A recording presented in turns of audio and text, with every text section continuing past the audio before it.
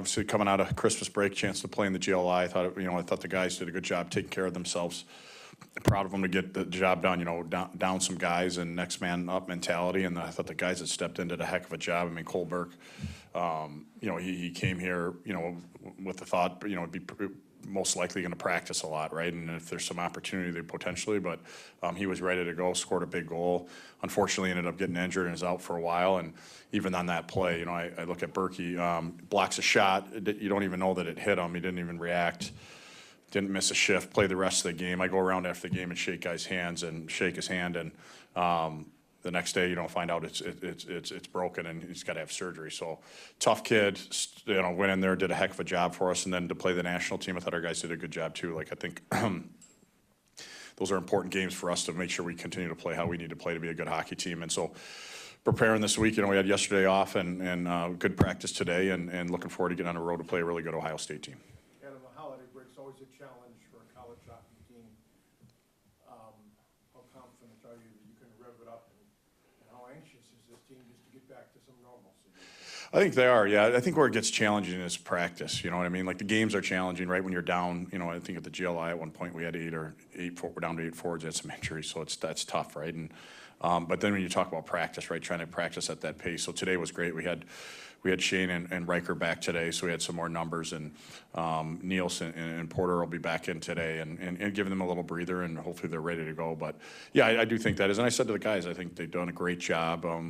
Like Porter's going to come back and he's going to be playing, right? And some guys had stepped into those spots, and that's what being a great teammate is. Your number's called, you got to go in there and step in and do a great job. And but when he's back, you got to go back to wherever your spot was or your role, right? And it doesn't mean things are set in stone. But I was proud of the guys today. It wasn't tripping over their lip. They understand that. Like when your number's called, it's you got to go out there and do your job. What was it like to see 4 of your guys compete in the World Juniors, especially a guy like Porter being the captain? Yeah, I mean, that was awesome. I mean, that's that is the pinnacle for really amateur hockey, right? All these guys dream of playing in it. It's a super tough to even make your team, even get invited to the camp for it. You look at especially the countries that our guys are at. Canada, U.S. and Sweden. I mean, those are top hockey playing countries in the world. So super competitive to get there. Fun to watch them. Fun to track them. I know our guys were watching the games, and even I said to the guys, I was proud of our 2 guys with the U.S. team. I know it's not the results they wanted, but I thought they represented us the right way and responded within the tournament. And this is going to help them continue to grow as players, right, to play in this type of environment. And for Porter, to wear the C and in Canada, I mean, that is, outside of the Stanley Cup, that's the biggest thing going, right? And so it's got a huge following, and for him to wear the C is a huge privilege. I thought he did a great job with it. And then Niels to win a gold, right? You talk about, and Niels has done a lot of winning in his career. He's a young player, but he seems winning seems to follow him, so he's a competitive player. So, all those experiences will help us be a better team. For Ryker in particular, because we talked to him today, he had a couple of big goals too. What can that do for his confidence as a player moving forward for you? Yeah, no, I think especially that one, tied it up late, right? Not melting in the moment, and Riker's got that, right? And Porter had a big goal there where he tied it up late for them too, and they didn't end up getting the result they wanted. But I think those moments are critical, and yeah, for sure. And I think those guys, freshmen, by the time you get to Christmas, they're no longer freshmen, and both those guys have done a really good job for us, and we're going to need them down the stretch here, right? They're good hockey players, they're competitive players, they're team players, and this is only going to help their game. Remember last year you said you're not big into New Year's resolutions. I guess what is the approach heading into this, in a way, second half of the season? Yeah, I mean, I think we've talked, and just playing our best every day, right? It's the same message we've given our guys, but I think that's the great teams, the great players, the great individuals in sports don't get bored with doing it the right way and doing it at a world-class level every single day, right? So you talk about development, January and February. There's a lot of people that kind of start to feel like it's the dog days of the season, and I actually think that's the biggest opportunity to pass people, right, individually and as a team. So everyone's excited early in the year, and they're going to bed at the right time and eating the right things. And as the season goes on, people that aren't disciplined don't stay with it, right? So we got to make sure we're disciplined at doing it the right way and playing our best hockey down the stretch. I feel like our team's gotten better throughout the year. I still think we can keep growing, and we got an opportunity this weekend to do that.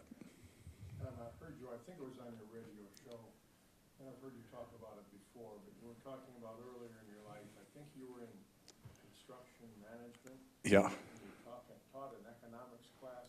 Just wondering how those non-hockey experiences, if at all, help shape you as a hockey coach. No doubt it did. I mean, when I got done playing, well, Kristen was pregnant, and I was playing the East Coast League. We didn't have insurance in the off season, so I needed to get a real job. And fortunately, there was a family, the Canadian group hired me in Charlotte, and I was a superintendent for a construction company, and I trained with the guy for about, I don't know, 3 days, and then I was in charge of building homes. I think the first month we closed 28 homes in the neighborhood I was in. So I haven't been back there to see if they're still standing, but that was my first time really. I wasn't. I didn't have a construction background. I didn't. The framers or the electricians, the plumbers, those guys all knew more than I knew, and they knew that. But I think that my dad always instilled us. You got to show people that you're in their corner and you care about them, right? And so I think those guys knew that I cared about them, and it was probably the first time I've ever had to have hard conversations, right? I think you walk in and it's clear that the kitchen's supposed to have this granite, and it's not. And the granite guy's got to pay for that, and I never had to have one of those conversations, right? And so I think that helped me as a coach. And then even teaching econ, certainly not a passion of mine. Certainly, I don't even know how great I was at econ, but I enjoyed. You had to have a plan every day, and you had to be organized, and you had to try to find a solution to help the students, and to stand in front of the class every single day, to have the discipline to be organized. And I think that really helped me, and I think it helped me as a coach too, because econ wasn't something I was certainly passionate about, but it forced me to be disciplined, and I think it helped me as a coach. And then a construction job that probably helped you in leadership skills, didn't it? For sure, no, for sure. I think a lot of times I wore a letter on teams, right? And you're in those, but I think it's different when you get into the real world, right? And like the experiences I had there of conversations, being honest with homeowners, right? I think that's helped me in recruiting, right? We really believe in being transparent and honest and not selling a bill of goods. And I think even just learning from the Canadian family, I think Lance was the one I really worked with day to day, and a super high character, and believed in me. And I even look back, when I left, because I took quite a haircut on my salary to start becoming a coach, and he was kind of shocked, and I had a family, and he was concerned. He actually gave me a fair amount of money, and when I was leaving, and I didn't want it. He's like, "No, I want you to have it." And he said to me, "Someday when you're coaching the NHL, you can pay me back." And he won't accept the money, but I didn't think at that time that I would ever do that, right? I was going to coach the 4th midget team at Shattuck. I just wanted to coach. So I think I learned a lot from him, just in how to treat people and do it the right way. You have tried to pay him back? Yeah, we talked. I want to try to get him out for a game, and or get him on a trip or something. But we text, and forever indebted. Even just the spot we were as a family. Our family was growing, and to offer me a job that I certainly wasn't qualified for, and believe in me, that meant a lot. Where does he live? In Charlotte, yep. In Charlotte, yep. Did you guys get together to watch Eric last night, and how excited are they to kind of welcome him back? They're excited, yeah. Stralzi's obviously really dialed into it with being a Swede and playing on the team last year, and what it means to that country. I forget what time it was on in Sweden, but everyone in the whole country is up watching that. So, and they've had some really good runs in the round robin play, but haven't had the success in the gold medal. So for them to do, get it done. So I know the guys, a lot of them watched it, and I don't think they all got together, but in their apartments or whatever. So yeah, we're super proud of them, and even the guys that even Marty, winning a bronze. That's a big deal, and especially as the captain, right? It's easy to be a leader when it goes your way, and I thought he dusted himself off there and had a heck of a game in the bronze, and proud of him for that. As long as we're on off topics, how do you feel about the way we approach the Olympics and NHL players playing it? Do you like that, or would you rather it not be NHL players? I like it because very rarely do you get best on best, right? Like even you have the men's world championship every year, and I've got a chance to do a few of those over the years, and it's a great tournament. But the guys that are still going in the playoffs or maybe have some injuries or whatever, and so to truly see best on best, I think it's great for the sport. I think it makes it challenging for the NHL season. You look how condensed it is now, and so that's something to probably try to navigate with it, right? Because it's a lot of demands and playing back-to-backs and not a lot of rest. But I think for the sport, I think it's awesome. I mean, they had 4 nations last year. It was an unbelievable deal, and but anytime you can get best on best, it makes for a great game. The players seem invested in it, don't they? Oh yeah. No, it's. I think you just listen to some of the guys and talk. I mean, that's their most proud moment, right? And a chance to play in the Olympics and hopefully win a gold. And you look at the U.S. team. I mean, there's a ton of talent on it, a ton of guys that have won it. Whether it's be Stanley Cups and international play, and Canada will be loaded, and the Swedes and the Finns and the Czechs. I mean, it's going to be a heck of a tournament. Obviously, the Big Ten's always super competitive, but this year, 1, 2, 3 in the country. How much more pressure does that put on kind of every game going forward, knowing that you need the points to stay in the Big Ten?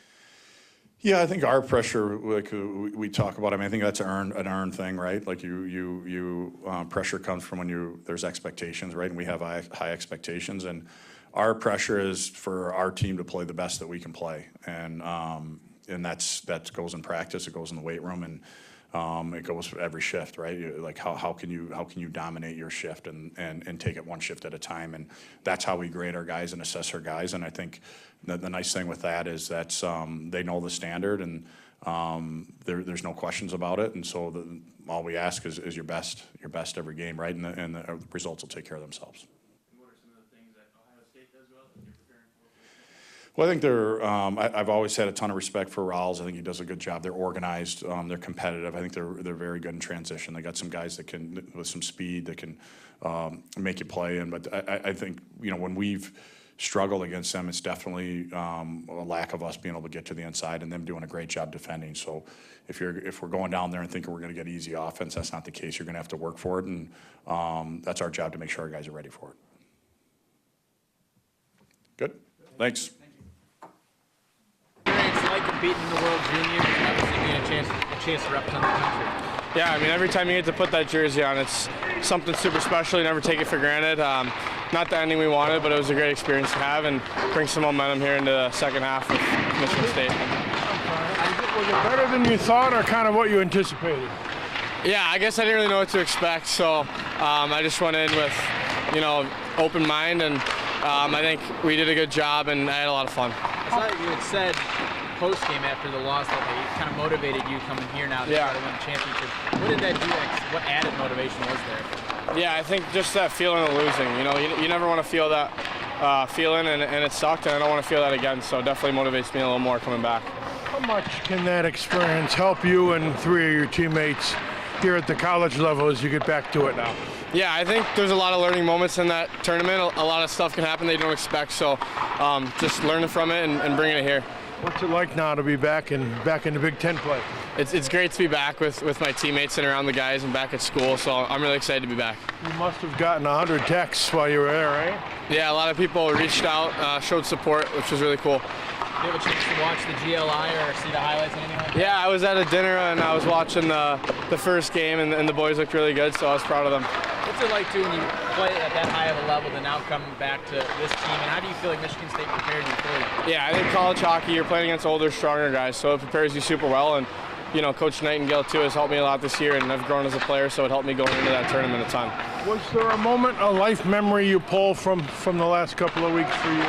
Yeah, I mean, just putting that jersey on and going out there in our home country in front of a ton of fans. I hadn't played in front of that many people before, so that was pretty special, and I'll remember it for the rest of my life. You scored a couple of huge goals in that. That had to be quite an experience too, right? Yeah, those are some of the biggest goals I've scored, so yeah, I'll remember that forever. What about getting back to this Big Ten race now, and how do you get back and pick up the momentum that you hopefully had beforehand? Yeah, I think like Coach says every day, you got to bring the intensity to practice every day and be consistent. And we got a tough stretch of games coming up all in the Big Ten, and they're really important. So we're all super excited. What are you looking about Ohio State and some of it to prepare for this weekend? Yeah, I think, we know they're a super skilled, fast team, but at the end of the day, it's about playing our game and, getting back to that. Getting back to your experience, I know it's down the line, but if it works out for you, what kind of thirst would you have to play at the Olympic level one day? Yeah, I mean, that's a dream for any kid. Representing at the Olympics, best on best, that'd be super cool. So just to wear that jersey again is super motivating. Is that kind of a dream of yours also? No, I think every kid growing up, it's their dream. So I'm excited to watch that in the next month here, and yeah, hopefully one day. There were a lot of guys on the team that you had already known, obviously Shane, but were there other guys that you maybe knew going into that? Yeah, I actually was familiar with a lot of guys from previous USA Hockey events and playing together at youth hockey, so I knew a lot of guys, so it was nice to have some guys I knew there. What was it like to go through that with Shane, too? Yeah, super cool. We were roommates throughout our time there. We got even closer than we already are, so it was nice to have him there. Thanks, congrats. Yeah, thank you. Appreciate it.